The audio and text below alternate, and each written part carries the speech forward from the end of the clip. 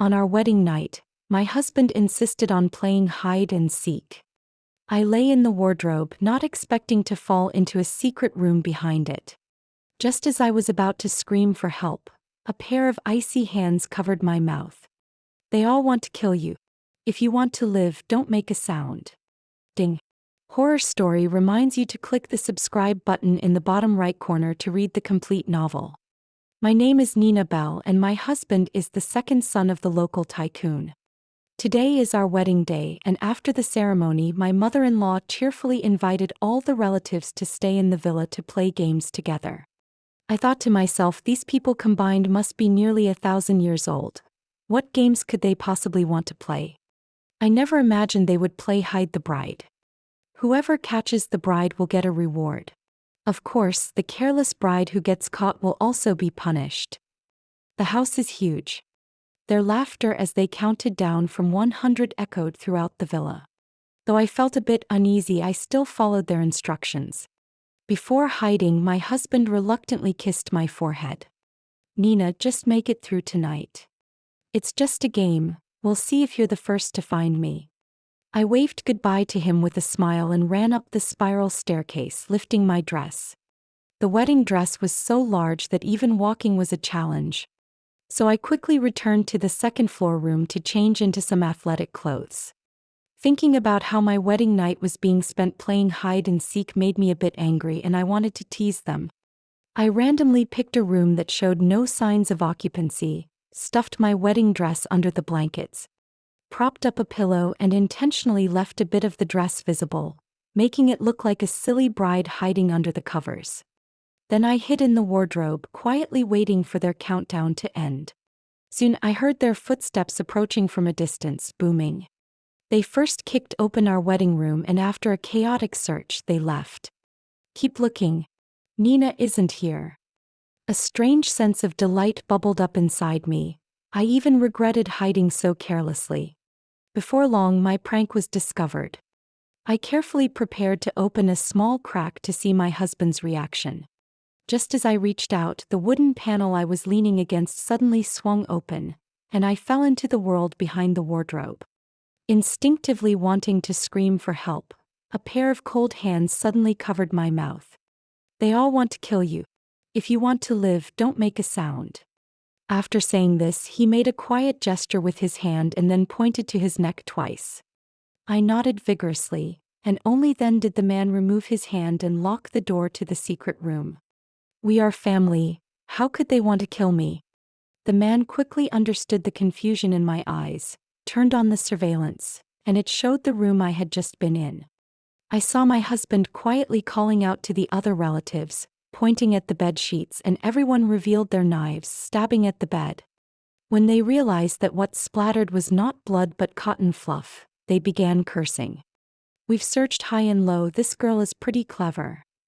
You didn't go easy on her, did you? Did you help her escape?" "Of course not, I called her." I watched as my husband took out his phone, and then the sound of my own phone vibrating filled the room. My phone had just fallen into the wardrobe and they all turned to look at it. Sneaking closer, they said, "Nina, we found you."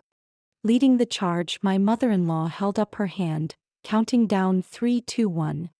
Then suddenly opened the door, her knife hand frozen in midair. There was nothing there but a phone. I couldn't believe it, my face turning pale with fear. If they hadn't happened to come into this room and I hadn't just ducked into the wardrobe, I might have ended up as a corpse. "Thank you for saving my life." I gestured and bowed to him. The man nodded, took out a notepad, and indicated for me to communicate via notes. "Who are you?" "I am Martin Kelly's brother. Owen Kelly." I was stunned because I knew that Martin's brother was already dead. He isn't human. No wonder his hands were so cold earlier. Owen was quick to pick up on my fear and wrote 3 more words: "Don't be afraid." Being chased by my in-laws and husband on my wedding night, and then saved by my husband's deceased brother, how could I not be afraid? "Why did you save me?" Owen wrote for a long time. He said that his family was part of a cult. Starting from his grandmother's generation, they had a rule: on the wedding night, they had to sacrifice a living person. But what girl would be willing to marry under such circumstances? So, for the sake of fairness in continuing the family line, they changed it to playing hide and seek. Whoever could hide successfully that night could live, while the one caught would be the live sacrifice. They call it the selection of women hated by Satan. The bride found is one that Satan dislikes and is unworthy to enter the family. Owen's mother also died in this game of hide and seek. Before she died, she managed to give birth to Owen. His father quickly remarried. She was lucky and clever, hiding on the roof of the villa and surviving the night. At that time she was already pregnant with Martin, and I wonder if that's why Martin was born weak and sickly. He was diagnosed with needing a heart transplant at 5 years old. At 7, Owen went to a theme park before he was knocked out in the car and taken into surgery. I studied him carefully. He looked like a young man in his 20s, even a bit more handsome than his brother. It turns out that even souls can grow up. He must have been very lonely all these years. Can you help me with a favor? I will help you leave here too. He looked at me seriously, his expression like a drowning puppy desperate for help. What favor? Help me kill them. The man lowered his gaze and a gun appeared in his hand.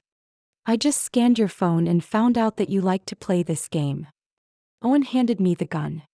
Even though I had just seen their brutal side, I still couldn't make up my mind. Killing someone is not the same as squashing an ant. That could land you in prison.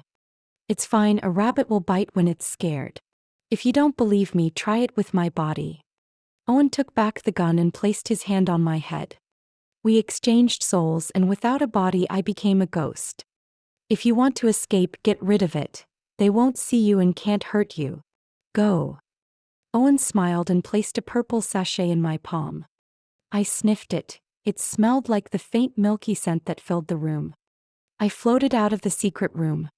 The first thing I saw was the tattered wedding dress on the bed. I didn't want to look any longer. I picked up my phone and messaged Martin. Hubby, can you come find me alone? Where are you? We can't find you anywhere. I'm so worried about you. On the rooftop. I thought for a moment and mentioned a place that the elderly and sick couldn't reach. There, I should be able to ensure my safety as much as possible. I avoided the crowd's gaze and floated to the rooftop, waiting for Martin, giving him one last chance.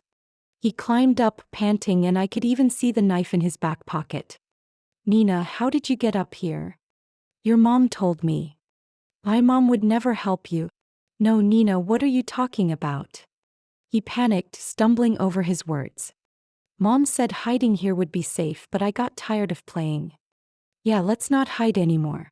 Let's go back. He reached out to me anxiously as if he couldn't wait to pull me back to hell. I walked toward him sarcastically. I just saw that my wedding dress was torn. Do you know who did it? Ah. He froze. Maybe it was one of those troublesome relatives. His gaze darted around. That was the look of someone lying. Then why are you holding a knife? He knew he could no longer pretend. In a fit of rage, he roared as if he were tired of acting, pulling out a dagger from his back pocket and stabbing it toward my neck. Falling down was an act, the tears were real. Now I believed it. Martin let out a triumphant laugh. I was going to let you die in a more dignified way, but you kept asking questions. Then he tossed my body over the edge. Why is this girl so light? Fortunately, I had no physical body. Otherwise, I would surely have ended up crippled. I lay on the grass with my eyes wide open. Thinking back to that kiss he gave me, I felt a wave of nausea. Then the Kelly family appeared. They had changed into black robes without me noticing, standing below and praising Martin. They lifted my limbs as if carrying away a pig.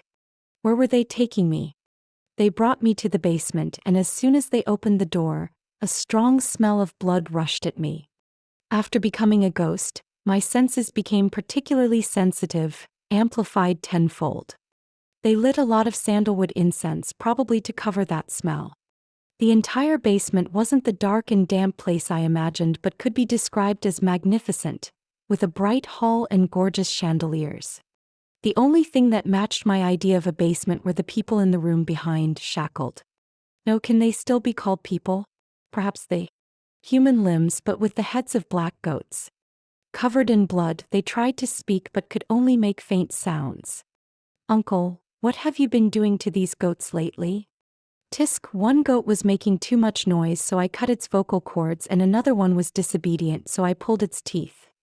I told you these are meant to be kept for sacrifices. Don't mess around. I can just go catch a few more from the mountains, they're very easy to trick around here. I thought I would be next. They killed a fresh black goat, ready to hollow out its bloody head and put it on mine. Grandma caressed my face. Nina, when you go over there, hope you serve Satan well. So Satan blesses the Kelly family with prosperous business and many descendants. This is all your blessing. Then she looked at her son and said, next time don't find such a clever girl. It took the whole family a night to find her. It's exhausting. Martin nodded, saying he understood. Then they took out needles and thread, preparing to sew the goat's head onto mine. Don't come over. The bloody, mangled goat head was about to be stuffed down, and I was so scared I almost threw up, letting go of the sachet I had tightly held, disappearing. I saw them all freeze in place for a long time. My verification was complete. Mom, did you see that? Nina is gone. I floated lightly to Martin's ear. Hubby, what nonsense are you talking? I'm right here with you. They could only hear my voice, not see me, each one nearly wetting their pants in fear. I played along, using all my strength to shatter the crystal chandelier hanging from the ceiling. Everything went pitch black around me. Mom, hubby, how could you be so cruel? I imitated the ghostly wails from horror movies. They screamed like mice scurrying in all directions. Unfortunately, when I brought them in, I secretly locked the door with my mind and cut off the door lock's power supply. The door could only be opened from the outside. What did Nina do wrong for you to treat her like this? In the center of the basement's living room, there was a huge display screen, and at that moment, it emitted a squeaking sound. After flickering black and white snowflakes a few times, my face appeared. I accidentally scared my aunt into unconsciousness. Hee, let's play a game together. I once watched a movie where the female lead played hide and seek during her wedding, and whoever got caught would die. But hubby, do you know what happened in the end?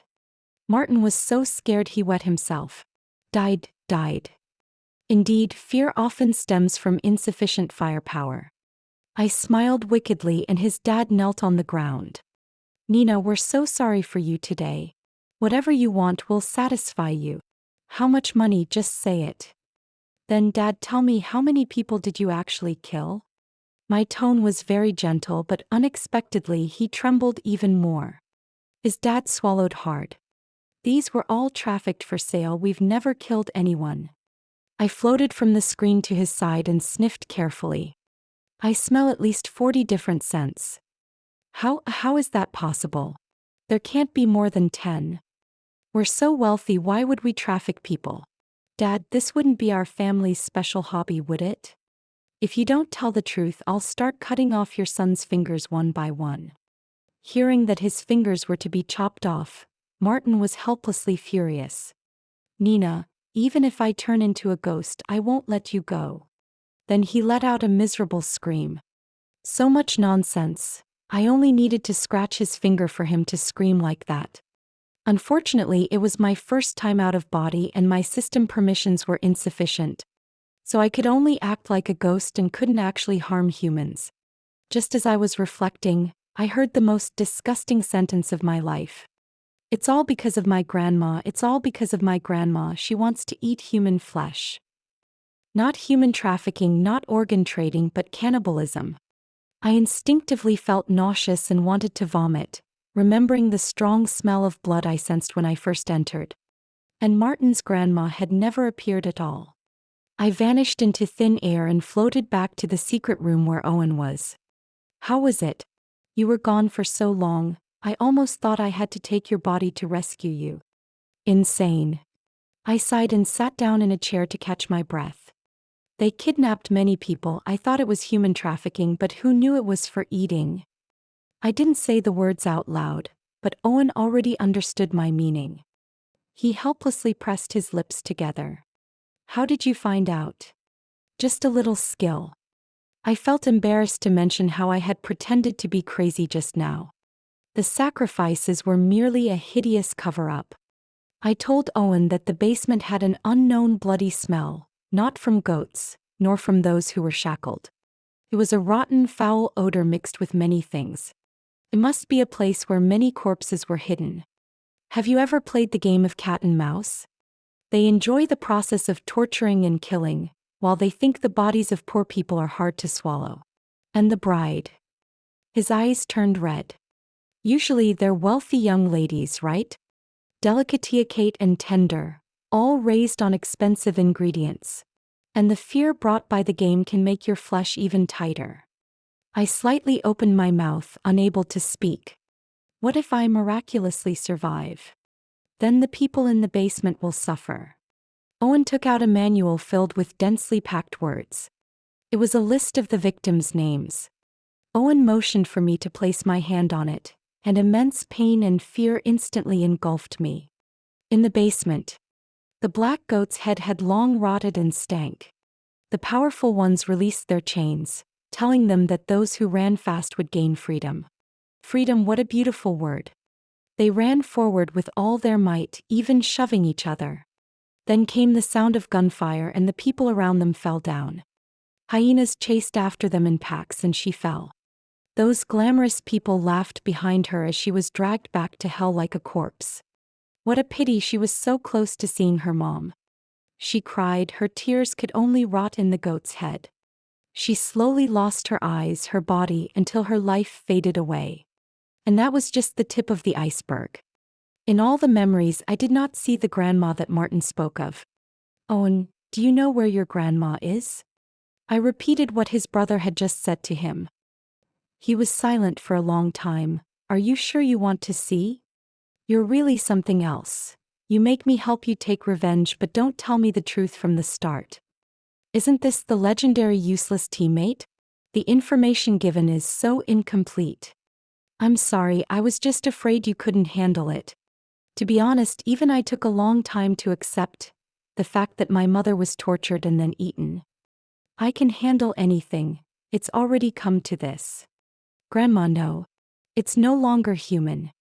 Perhaps you've already noticed that the Kellys are timid like mice, which is why I felt at ease letting you go except for her. He shook his head and opened the monitor, once again. Before me, an old woman was locked in the basement, behind her a large blue fish tank filled with rotting human heads. She stared at the people in the tank, muttering continuously, "I'm so hungry, give me meat to eat." Her pair of crimson eyes seemed to catch my gaze through the space. Suddenly she turned around and grinned, saying, "I found you." It felt as if she could tear me apart in the next second by crossing the barrier of space. Seeing my pale face, Owen immediately turned off the monitor. He got up and poured me a cup of hot tea, and amidst the faint steam he recounted everything to me.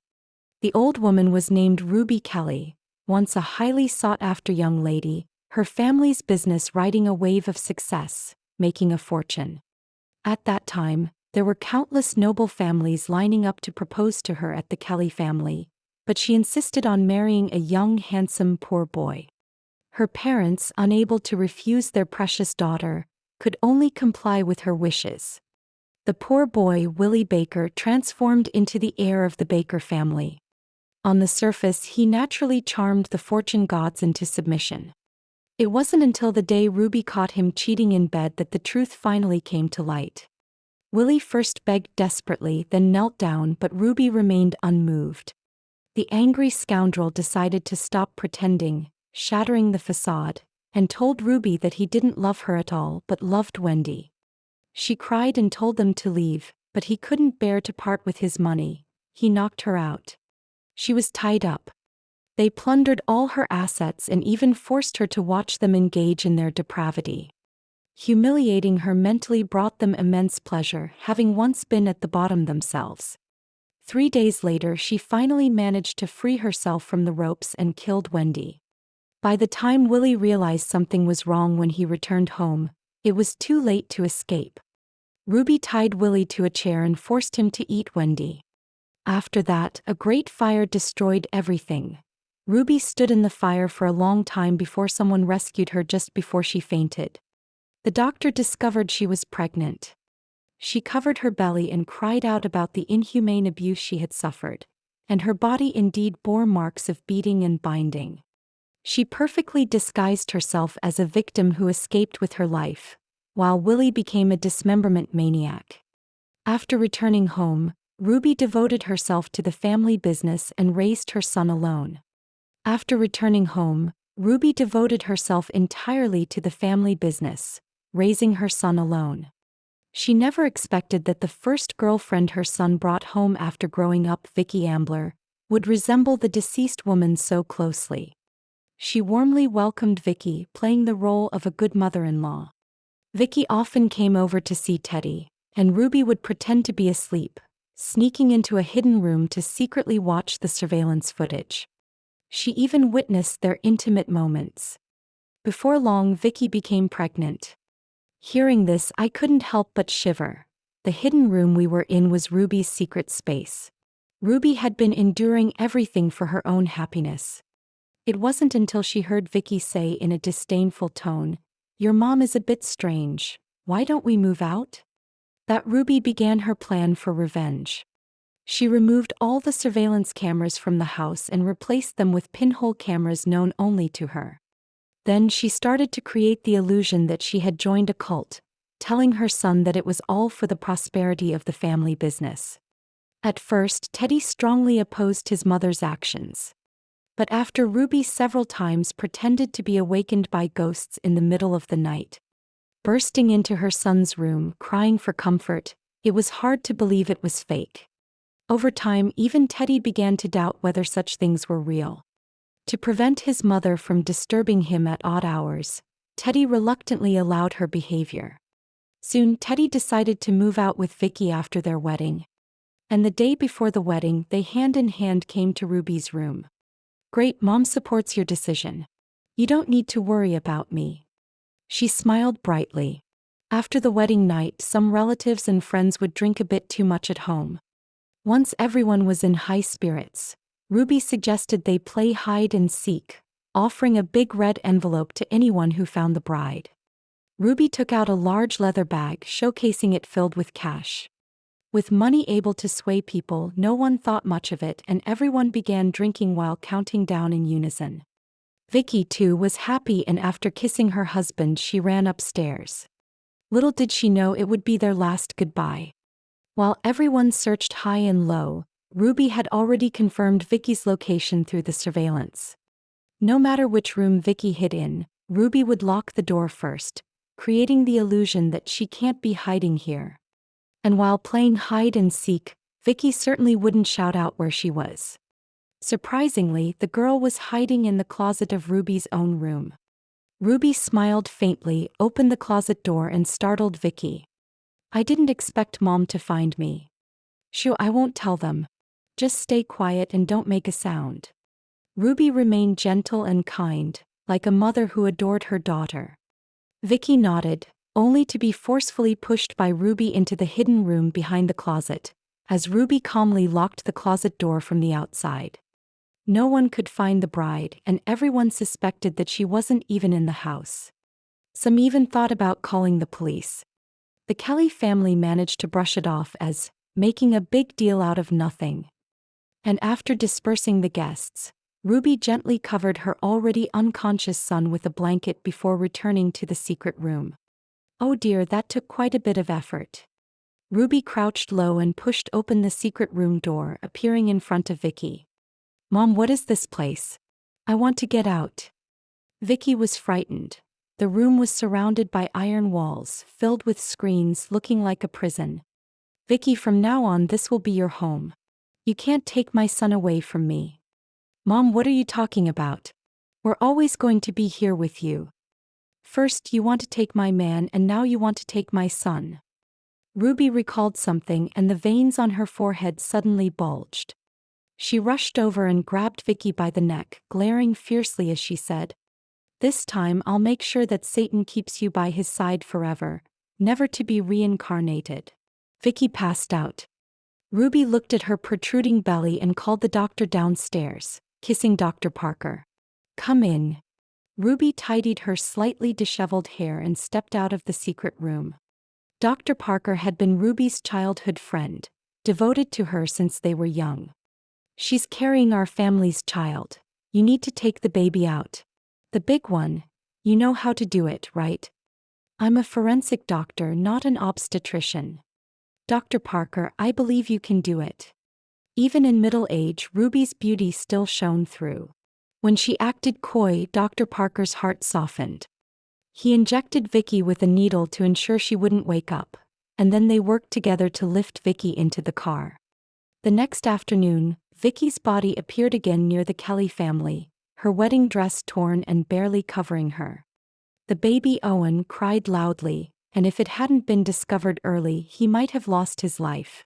The Kelly family reported it to the police, and the authorities found DNA from other males in Vicky's body.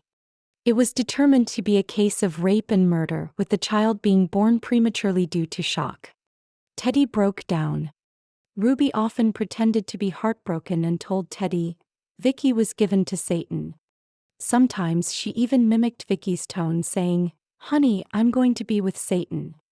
Over time, that foolish son who inherited his father's stupidity came to believe it. Vicky's body was also swapped by Dr. Parker and ended up with the Kelly family, becoming Teddy's breakfast. Teddy noticed that the meat tasted particularly strange that day and asked his mother what kind of meat it was. His mother only smiled and said, "Just the meat of a two-legged sheep." When he finally realized what a two-legged sheep was, he became violently ill, and Ruby merely threatened him lightly. "You are now a loyal servant of Satan, Teddy. You wouldn't want to disappoint your mother, would you?" Teddy had no choice but to obey. From that day on, the Kelly family began to play hide and seek on their wedding nights. After Owen finished his last sentence, I got up and hugged him tightly, patting his shoulder as I said, "Call the police, trust the authorities." "Wait. I want them to suffer a bit first." Owen suddenly revealed a mischievous expression, like a 7 or 8-year-old child. I agreed to him and we exchanged souls again, with Owen guarding the door. The Kelly family was asleep and I unlocked everyone's chains. When they woke up again, they found themselves wearing rotting, smelly black goat heads, sitting in the position of slaves. The unfortunate ones had tears in their eyes, constantly thanking me. I handed them whips one by one. "Remember not to kill them. The police will be here soon." When the police arrived at the basement, they were shocked by the chaotic scene: a landlord handcuffed to an iron pillar, covered in blood, a stinking kidnapped girl, and black goat heads scattered everywhere. They insisted they had broken free from their chains and fought back against the landlord, claiming victory. No one revealed my existence, but then again, no one would believe it, right? After all, when the police arrived, I was just standing obediently at the door. The only one missing was Ruby. Owen and I had agreed that no one was allowed to act recklessly to find her. After all, in movies, when the protagonist dies, it's usually their own fault. I didn't want to die like that. Just as the police were about to take the Kelly family away, I shouted, "Officer! There's still one person hiding." "How do you know?" Teddy suddenly became scared. "There's still a suspect at large. You all need to confess quickly." Teddy soon revealed the existence of his mother. "Mother is in the underground basement, but I suggest you quickly tell us how to get down. Then can I get a lighter sentence for assisting in the investigation?" Even at this point, Teddy was still joking around and I shot him an exasperated look. The third basement level was truly a secret room. When they pulled back the candlestick on the first underground level, a transparent elevator rose from the passage. Only when they descended did they understand why it was made transparent. The elevator, just 1 square meter in size, sank into an underwater tunnel. A 7-meter-long saltwater crocodile, waving its massive tail and opening its gaping mouth, slowly circled around them. Just the fright of it could scare someone out of their wits. Several police officers reportedly almost fainted there. so the Kelly family usually had no one going down there. They only followed orders to do what Ruby instructed and to deliver to those who needed it. But after struggling for a bit, they found the basement completely empty. The heavy smell of blood hit them as they entered the room, and the heads in the fish tank made everyone present want to vomit. The forensic examination estimated that there were about 14 unidentified female corpses on site, all dismembered by a blunt instrument. Except for the heads, most of the remains were in the crocodile pool. Among them was the skull of Owen's mother and Vicky Ambler. Like all psychopathic killers, they would take specific parts from their victims as a sort of souvenir. And the heads were her trophies. The Kellys, who never visited her, were stunned, claiming they had no idea there were other escape routes. They felt so unfamiliar, as if they were not her family but merely her servants. After finishing my statement at the police station, it was already bright outside. I asked Owen where could Ruby be. Maybe she escaped, Owen said, feeling it was unbelievable how quickly everything had ended. The best way to deal with such dangerous psychopaths is to detain them and call the police. The Kelly residence had already been sealed off, and Owen said he had nowhere to go. How about I take you in for a day? We walked together, chatting and laughing, but this silent battle had already exhausted me. I hailed a cab. Just don't talk to me once we're in. I'll suffocate then, just put on your headphones. I smiled faintly. This guy was quite clever. Before long, a white Chevrolet stopped in front of us. Hello, please fasten your seatbelt. As soon as I got in the car, the faint scent of roses inside made me relax instantly. I didn't realize whether I was too tired, but I couldn't help but feel drowsy. My eyelids felt heavy. Just as I was about to doze off, a phone call came in, startling me awake. Hello, I've arrived at the pickup point. Where are you? Huh. I glanced at my phone, which showed my car was still in place, confirming it was real. Realizing I had gotten into the wrong car gave me a bad feeling. Then I heard Owen's trembling voice shouting in my ear. Run. It's Ruby Kelly. It was too late. I fainted. When I woke up again, I was sitting in the passenger seat, my hands shackled to the car. Ruby had taken off her mask and glasses. Even as a fugitive, she still maintained her exquisite makeup and hairstyle. Wendy, we meet again. I'm not Wendy, I'm Nina Bell. No matter how many names you change or how many times you reincarnate, I can still spot you at a glance.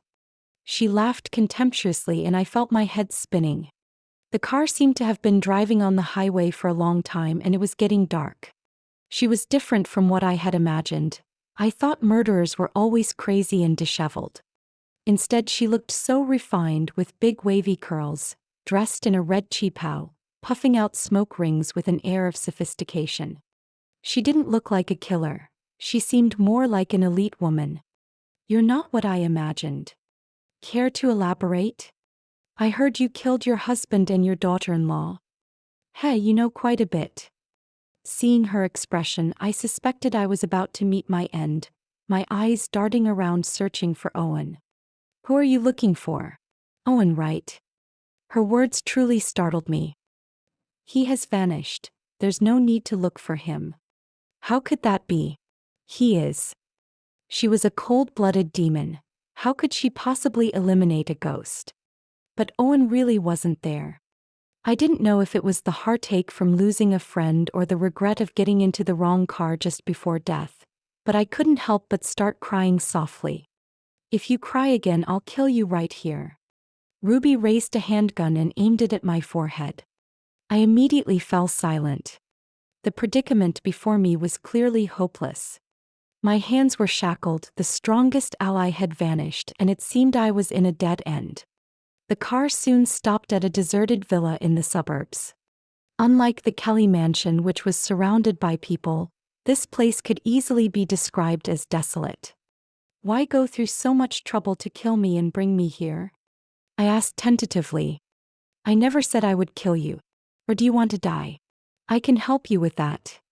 She got out of the car, unfastening my seatbelt and handcuffs. Not killing me? I followed her into the house with half a mind. It was an old American-style house, and most of the furniture inside was visibly covered in dust, indicating it hadn't been lived in for some time. She opened the bedroom door and turned on the light. As my vision cleared, the sight before me left me bewildered. A huge oil painting hung in the center, depicting a woman who seemed to be a younger version of Ruby Kelly, and her features were strikingly similar to mine. She leaned against the door and said, "How could you bear to kill such a young bride directly?" Before I could grasp her meaning, a man had quietly appeared behind me, attempting to attack me. I screamed and quickly dodged his syringe. It was Dr. Parker. I had seen him in Owen's memories. "What are you going to do to me?"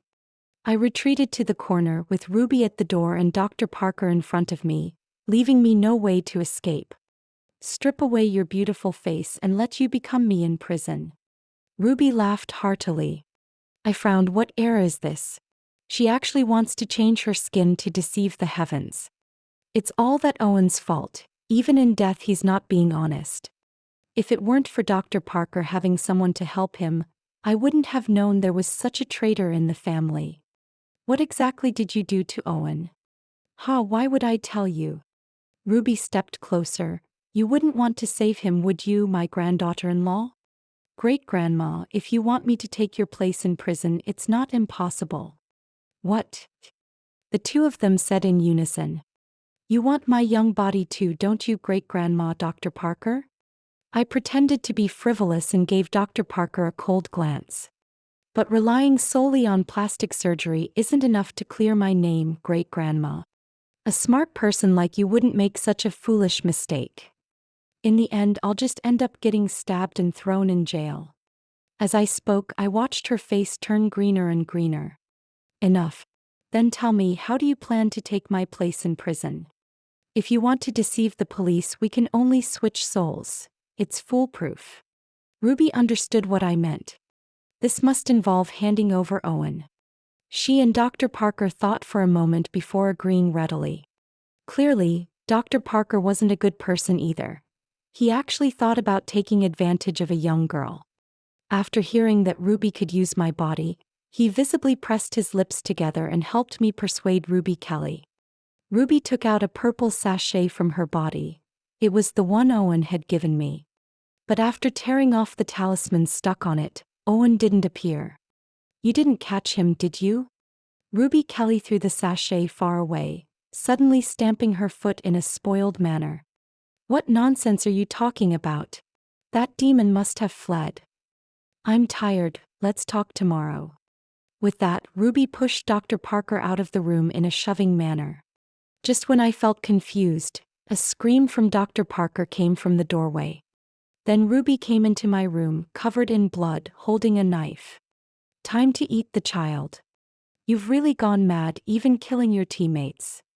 Anyone who betrays me deserves to die. He liked your body so much, he deserves to die. He should die outside." I don't know where my courage came from, but I picked up a nearby chair and threw it at her. The blow made her dagger fall to the ground. I rushed over and kicked the dagger away, pressing down hard on her neck, but then I was kicked hard in the abdomen and flew out. I spat out blood and Ruby was also panting heavily. Just as I prepared to fight to the death, Ruby slammed her head against the door and fainted. I immediately knew it was my strongest backup that had returned. Owen emerged from Ruby's body and scooped me up in his arms. "I was gone for just a moment and you almost died." He looked noticeably weaker and I didn't ask too many questions. "Wait, don't come out of her body." I struggled to get down. Owen listened to my words and went back into Ruby's body. I had him sit in the passenger seat and handcuffed her tightly. "Does it have to be this way? I went through so much trouble to save you and this is my treatment. Just bear with it for a bit." On the way back to the city, it was already dark. We drove to the police station to report the case. The car stopped at the police station entrance and I called for the police to take her away. Until the moment she was subdued by the officers, Owen finally came out of her body. Ruby regained her senses, realizing she was captured, and began screaming at the police station door like a madwoman. With Ruby's capture, the injured Dr. Parker was also quickly apprehended. This major serial murder case was finally solved. I became a brave citizen and received an award. When I went to the Public Security Bureau to accept it, I told Owen, "This award should be given to you." Half a year later, I learned from a master that if I hadn't quickly opened that wardrobe and hidden inside, the seal in the secret room would not have been broken. The Kelly family feared Owen would seek revenge on Martin, so his soul was sealed in the secret room. As long as someone took that sachet, Owen could move freely. "You little rascal, you were plotting against me. I was afraid you were a bad person like them. What if you refused to help me?" He stuck out his tongue at me. "By the way," he suddenly leaned closer, "that day in the car, why were you crying so sadly?" My face turned crimson. "I thought you were dead." I was already dead. I realized I had said the wrong thing, but he just ruffled my hair. "Fortunately, you were brave that day and tricked her into letting me out. Otherwise, we would have ended up as a couple of wandering souls." "Pooh, who wants to be your pair?" Both of us turned red.